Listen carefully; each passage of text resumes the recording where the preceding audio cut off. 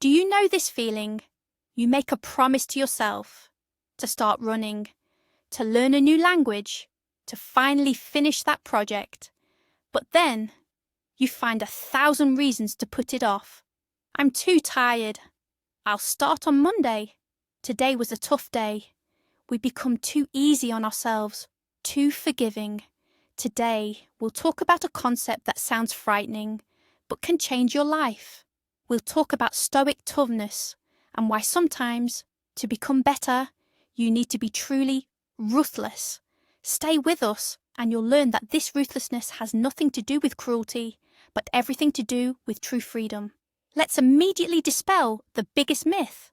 When people hear the word Stoic, they imagine an emotionless person who doesn't care about anything, but that's complete nonsense. Stoicism isn't about suppressing emotions, it's about managing them. It's a very practical philosophy for real life, followed by emperors like Marcus Aurelius and former slaves like Epictetus. At the core of Stoicism lies a simple yet powerful idea. We need to focus on what we can control and accept what we cannot. So what can we truly control? Our thoughts, our judgments, and our actions. This is where Stoic toughness begins. So let's dig a little deeper. What truly lies behind the words Stoic ruthlessness? First and foremost, it has absolutely nothing to do with aggression or cruelty towards other people. Not at all. It's not about becoming a callous boss or an uncaring friend. This ruthlessness is directed entirely inward, towards yourself. It's about absolute, uncompromising honesty with yourself. It's the ability to look yourself in the mirror and say, enough with the excuses, enough with the self-pity. This demanding attitude doesn't stem from self-loathing, but from a profound respect for your own potential. You know you're capable of more, don't you? Think of it this way. You have an inner coach. This coach isn't mean. They see your best version and know what you can achieve. And when you tell them, I'm tired, I'm not going for a run today, they look at you and respond, that's weakness talking. You're stronger than that. Get up and go. Stoic discipline is precisely the ability to become that kind of coach for yourself. Demanding but fair. One who won't let you quit halfway to your goal. It's your own mind refusing to give in to laziness and fear. The greatest enemy we battle every day isn't lurking somewhere outside. It lives right inside your mind. Its army consists of our own laziness, our irrational fears, and our endless, seemingly convincing excuses. And of course, the commander-in-chief of this army is our innate drive for comfort, that insatiable urge to do what's easy and pleasant, rather than what's truly important and necessary. You know this voice intimately. It's the one that whispers, you can start on Monday. You're so tired you deserve a break. Just one more episode won't hurt. Sounds familiar, doesn't it?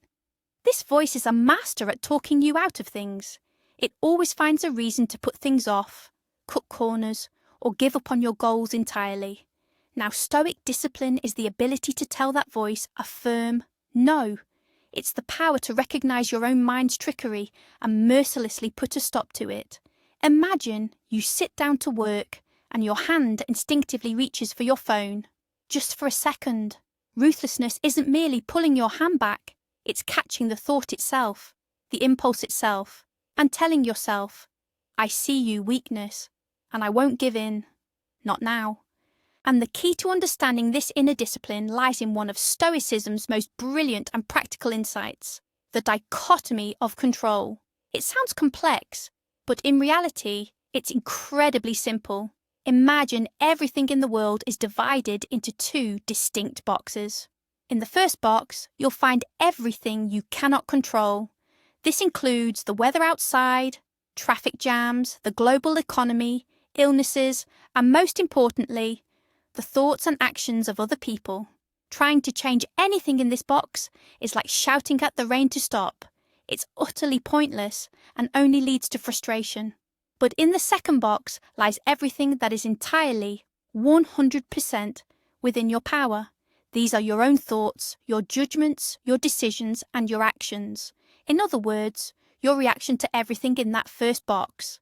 And it is precisely here, within this second box, that the ruthlessness comes into play.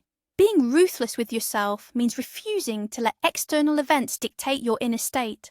It means mercilessly cutting off destructive reactions. For example, imagine someone cuts you off in traffic. Your first reaction might be anger. A Stoic intercepts that anger and says, "No, I don't need you. You won't change the situation. You'll only poison my mind." And instead of honking and fuming, they make a conscious choice to remain calm.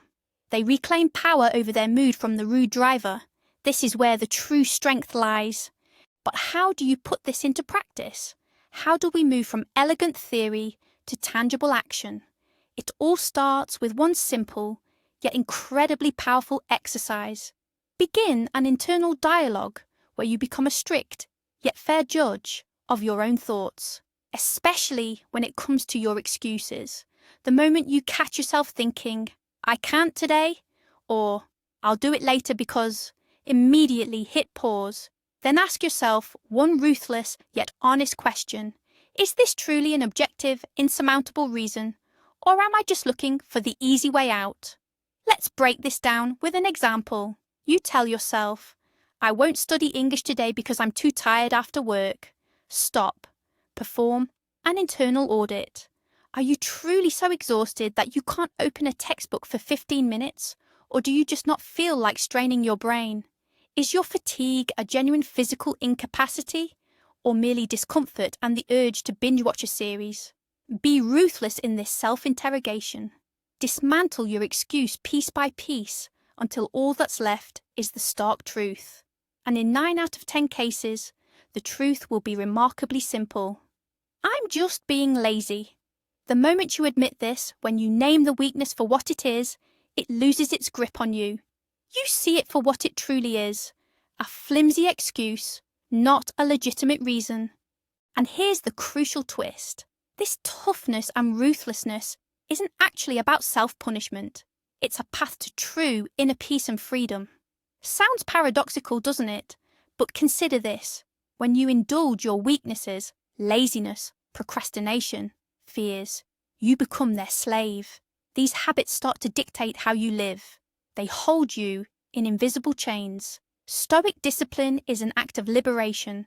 When you're ruthless with your excuses, you break those chains. When you force yourself to do what you should do, rather than what you feel like doing in the moment, you gain power over yourself. You stop being a victim of your fleeting desires and become the master of your own life. And this victory over yourself brings not suffering, but a profound sense of self-respect and satisfaction. This is exactly the freedom the Stoics sought. So, let's summarize. Stoic discipline isn't about being unkind or heartless. It's a powerful tool for self-mastery. It's ruthlessness towards your own weaknesses, excuses, and laziness.